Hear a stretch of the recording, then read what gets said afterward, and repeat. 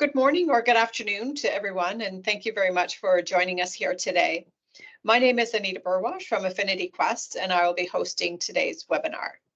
So our objective here today is to introduce you to some exciting new technologies that can fundamentally change the ways in which we can engage with users and provide simple, secure digital experiences. So before we get going, I would like to quickly introduce the speakers for today. So many of you may know John Weigelt. John is the National Technology Officer for Microsoft Canada. John has been with Microsoft for over 20 years with experience in identity, cybersecurity, AI, and beyond, while always looking at everything from a business, technology, and policy perspective. So welcome, John. And thank you. And Ben Piercey will be here presenting, and Ben is the Chief Technology Officer here at AffinitiQuest. So Ben brings extensive experience and background in delivering high quality visionary software products. And these have been ranging from information governance, behavioral analysis, and identity, of course. And that includes decentralized identity and verifiable credentials.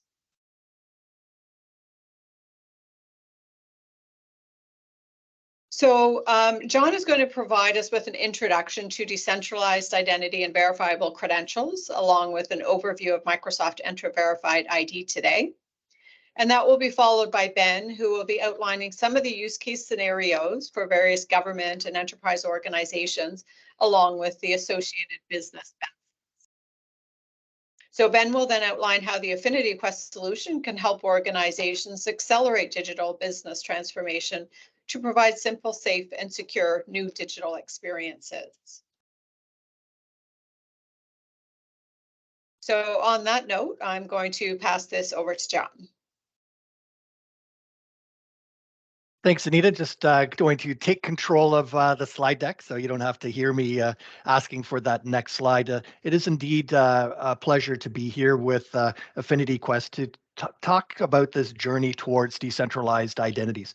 And so I've had the good fortune of working in identities before the internet really took off. And so I've been seeing this happen through a lens of different identities and credentials for quite some time.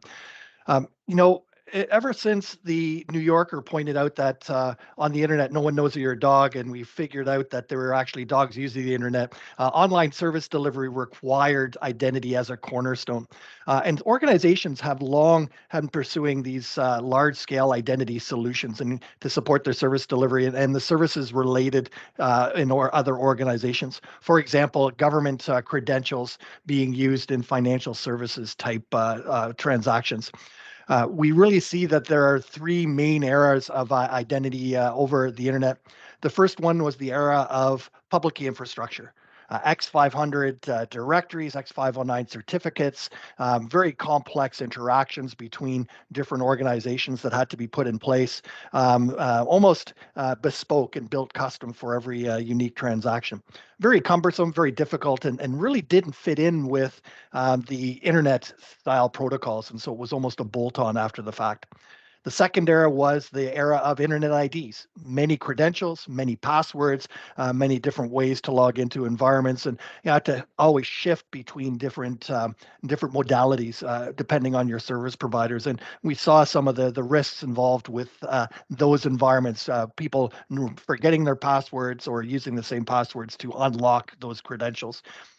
This era that we're in now is, I would call it the third era of identity, and this is an era of decentralized identity. It's a super exciting time around, trying to address some of those shortfalls and those challenges that were faced with the previous two eras. And so I think it's important that we have a little bit of background around, why we're looking at this in this third era. And the first part is that trusted identity is super important in today's business environment. As we start to look at the security defenses that are getting better and better every day, malicious actors are now looking towards the human factor to try to trick us into releasing our credentials, maybe through a phishing attack, maybe trying to guess those passwords. We see that 25.6 billion attempts to hijack those enterprise customer accounts, and that's just in a year period, which is just phenomenal. phenomenal, the number of people trying to look at those. We see that organizations actually hold the credentials for individuals. Then individuals then don't have the control of how those credentials are used or the data that's associated with that. And individuals have said again and again that they want to have that control back in their hands so that they can selectively share these where they need to. We don't have to go far to look at the increasing regulations around personal identifiable information. We see the new legislation in Quebec amping up the controls and the penalties around the handling of personal identifiable information. And we also see that in the federal government as there is a push to maintain that identity, not identity, the recognition along with the EU nations for being able to handle that. I think the last thing, and then this one is perhaps, everybody's recognized it, is that, we have a different way of working these days. We have a hybrid work environment. And, how many times have we seen people moving from their desk office into their mobile office on their phone and then onto their laptop in a different environment and needing the requirement to be recognizable or identified across those different communities. And the existing frameworks don't handle that overly well across different contexts. And so that's where this idea of decentralized credentials comes in and is very attractive for organizations. And so what we see happening is that and today, the identity control plane is very centralized. An organization needs to manage that within their own environment and maintains that control of all those different contexts and different communities. Where things are moving from a business perspective is in a more decentralized way to be able to do business across different environments. Think of a guest worker scenario where you'll have a partner that's coming in and working in your environment, being able to recognize a credential that they have, do so in an easier fashion, be able to identify someone in an easier fashion by using third parties, be able to more quickly onboard people, and ultimately get a safer environment by using modern tools and techniques to be able to, one, safeguard the credentials, and then use those credentials for zero trust architectures in the security domains. And so critically important that this identity trust fabric be put in place to support these modern scenarios. And so part of this is building out a trust fabric and its ability to recognize the various actors that are involved with issuing credentials, being able to recognize credentials, and keeping the person at the center. Imagine this. Going in and getting a certification on a particular subject topic and getting a credential that says you've passed the grade for the knowledge on this particular domain of knowledge. Then being able to take that credential and selectively share that with a prospective employer or even your current employer and be able to say, look, I just passed my Azure 900 course and here's the proof of that. And then your employer can then use that to say, hey, we've got these competencies for perhaps a request for proposal from a different business partner and be able to selectively share that. So this decentralized trust fabric allows us to do just that across a variety of different business contexts. Now, what does this look like? And so you'll see things for those of you in the credential space and identity space. You'll see some things that are quite familiar from the actor's perspective, but this works quite a bit differently. The first part of this journey is to go to an issuing authority. So behind the scenes, connected to this trust fabric, are a variety of organizations that provide identity proofing on behalf of the ecosystem. And so an individual will look to gain a credential and they will reach out to an issuer to ask them to issue a credential to the individual. And then that credential is actually issued to the individual and stored within their wallet. Now, the wallet's a really important part of this whole framework in that it provides an easy to use metaphor to store all these credentials. And we're all familiar with the various wallets that we have available in our mobile environments or even in our web environments. And so being able to selectively choose the credential for your particular transaction is particularly important. From there, the individual can then present credentials to verifiers where they require to that proof of particular status or proof of age or any sort of proof that you need to do online. In some cases, the verifier can take that proof at face value and simply say, yes, I recognize that this is a trusted token, and be able to carry on with the business transaction. In other cases, the verifier may choose to go back to an issuer or authoritative source to be able to recognize that individual. It's all done through signatures and an underlying trust framework. In the case of Entra, distributed decentralized IDs, we use the ION trust fabric, the ION blockchain, in order to present to maintain the assurance of those environments. And so you're able to then have this new type of framework in order to support an individual control of their credentials and to be able to share that across. Now, with these very, very powerful tools, it's important that we set up some principles behind the scenes to help manage the development and deployment of these solutions. And so we've established at Microsoft some guiding principles for decentralized credentials. They must be secure, reliable, and trustworthy. And so always secure throughout the life cycle. You must have an easy to access way to do that and be able to log where you've used that. Must be able to protect privacy and have that in your control, to be able to consent to the use of that information where it's going to be used. Must be inclusive and fair and easy to use. It can't discriminate against socioeconomic status across a variety of different form factors. Must be supervisable for power of attorney type situations or for children to be able to have adult oversight. And then, because of the processing that's involved with some of these security mechanisms, we must make sure that it's environmentally responsible, so that we make sure that we safeguard the Earth's precious resources. Now, what are some of the characteristics of the verified credentials decentralized IDs? Well, first is a fast remote onboarding, the ability to leverage the ecosystem of identity providers to be able to validate information and issue a credential to individuals. Must be more secure access and provide different modalities to secure the existing IDs and be able to work together with those existing identity frameworks that you have in place. So your enterprise repositories must be able to connect with that and be able to connect in with those existing protocols, so you're not ripping and replacing that. And you must be able to build on top of that on an open standards-based environment, so that you can build out those custom and unique scenarios. And so this is then building out this trust fabric for the next generation of identity. We're working closely with AffinitiQuest. They're part of the Entra Verified ID CXP customer experience team since the beginning. And so that close relationship ensures that innovation that happens together. And so we want to make sure that these credentials are available for everyone. For organizations, and make them easy to use for developers. And so with that, I'd like to pass this over to Ben, where he's going to talk about the business benefits and scenarios for these powerful tools. Ben, over to you. Perfect. Thanks, John. Just grabbing control here and just make sure the slides are presenting. Here we go.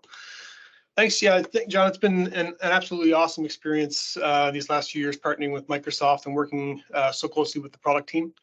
As you said, we've been actually on this Entra Verified ID journey since before the APIs even existed. So back when it was just an SDK that you had to download off of GitHub. And it's been extremely gratifying to see the progress that the team has made in lowering the barriers to adoption for VCs, for both developers and for enterprises generally. The platform allows for real-world solutions to be built and leverages all of the great work in the standards bodies with the W3C and elsewhere that really makes sure that the solutions that are being built on this platform are keeping on sign with standards and allowing for that kind of interoperability and extensibility well into the future. So for enterprises, it's really about all about being able to move faster. We've got a number of different sort of vectors here in which companies our businesses are interested in evolving. And verifiable credentials can be that critical enabler that allows your business to both improve on the digital experiences that you provide to your customers, partners, employees, et cetera, while simultaneously improving your IT agility and your internal security posture. So the alignment that this technology fosters between enterprise business results and end user experience is quite remarkable. End users are empowered through easy to understand scan, tap type interactions at various touch points, whether web or IoT based touch points, to hold their own data and to choose when and where they share it. From the business side, businesses that are issuing and verifying credentials can streamline their processes to improve their bottom line without sacrificing their security. And in fact, improving their security posture, because less information about those users needs to be back-end communicated. Like, you don't have to do as much backhauling between different systems to triangulate on data. And in fact, you need to replicate less data as well across back-end systems. So a really good alignment for these two drivers. And as I mentioned, every one of us will take on one of these or many other roles during our day-to-day. Sometimes we're in the role of citizen, and we're interacting with government services, whether interacting with public servants, at an office downtown somewhere, or interacting on web portals, and needing to present credentials to be able to sort of take part in those services. Sometimes we're the customer, we're participating in the economy, shopping online, visiting the local stores and browsing around. And sometimes we are the employee, where we're working inside the confines of certain processes and procedures designed to make the organization succeed. So we need to be able to exchange credentials and prove who we are and what capabilities we have in those contexts. So together, Microsoft and AffinitiQuest have explored numerous use cases in each of these categories. And of course, given the foundational nature of VCs, we can find applicability in many other areas, such as healthcare, travel, insurance. But let's now take a closer look at some other examples where verifiable credentials make a lot of sense. So first of all, let's look at the government scenario here, citizens. So governments, as we know, all over the world are seeking to modernize and streamline their service delivery for citizens. And in a VC-enabled world, governments will serve as a critical trust anchor in this whole ecosystem and the implications for this ecosystem on the economy on a larger scale. And by leveraging government-issued VCs, citizens can present trusted digital documents that government agencies can rely on as authentic, both domestically and internationally. And departments at all levels, municipal, state, provincial, federal, can all make meaningful strides toward automation, accessibility, and inclusivity, and in the act of fulfilling their digital mandates, all by leveraging the great power that digital verifiable credentials represents. So here in this example, we might think of a driver's license as one potential government-issued credential, and that might be issued here in North America. It's state or provincially issued, and as a holder of that digital credential, you can use that in any number of different contexts. Here in a retail scenario where you're required to purchase, if you're purchasing lottery tickets or alcohol or other kind of controlled purchase elements. You might be asked to provide your age or prove age through a tap or a scan to present your driver's license, for instance. Or if you're looking for municipal services, they might ask for your driver's license at the kiosk to say, hey, can you provide your address here, and you tap to provide your proof of address using your driver's license. Or if you get pulled over for a speeding ticket and you need to verify that you actually do have a driver's license, this could be another way in which another common interaction that you have with government services that can be thought of in a different way, where digital credentials can be applied to speed up that whole process. So the next one we have is around retail customer activities. So as customers, you might use VCs. These can have a dramatic impact on our shopping experiences, from intuitive tap and scan type of interactions that allow us to breeze through a checkout line, for instance, or speed through some online form that we need to fill out, to enhancing the trust in the relationship with the brands, because they have given us this new level of visibility and control over our information. Introducing VCs can go a long way to reducing friction in this environment. And so here's an example of that we might think of a loyalty card where this card now becomes empowered with a bunch of additional capabilities.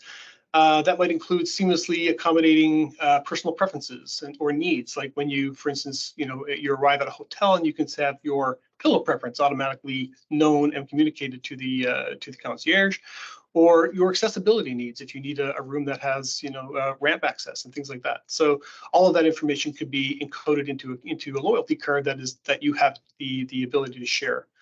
And that might extend again to special targeted deals that are targeted at you. So you're not necessarily frantically scrolling through your junk email in the checkout line. You can just tap and have the right one presented at the right time.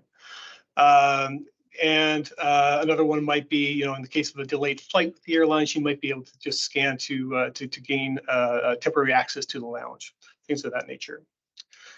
And from a workforce perspective, this is something that Microsoft has been making great strides in, making it super easy for companies to rapidly deploy workplace credentials so that you can issue these directly through Azure AD and actually even leverage them with conditional access. So this is something that Microsoft is making great progress on. And this might be something like an employee pass, where you can streamline many internal processes. Things like the ones listed here for remote onboarding or skills and certification, but also other things like corporate travel or even door access to server rooms if people still use those. Or even in non-work related scenarios where a proof of employment might be required, like loans, insurance, things of that nature. So very useful capability to be able to exchange this information securely and digitally. So all of these benefits sound great, and we find it's often difficult for people to really understand how these experiences change. So they need to be able to see it in action before that light bulb moment occurs, and that's where AffinitiQuest comes in. So for our platform, we're taking it so that the enterprises can use our platform. And it's there to help you focus on the experiences that you want to deliver to your audience without you having to become an expert in decentralized identity and verifiable credentials. So here we have sort of 4 different areas, principal areas that the platform ties together, whether it's the end users or customers operating a digital wallet, what gets presented and how in there, from integrating with your internal IT systems, to present and create those credentials, and to expose the opportunity to issue and verify those credentials through digital touch points, whether that be a web portal or a kiosk or any other such device. And of course, the decentralized identity piece, where we are looking to abstract much of the technology underpinnings so that you don't have to become expert in this area and your applications don't need to change as the ecosystem evolves. And it is an evolving ecosystem.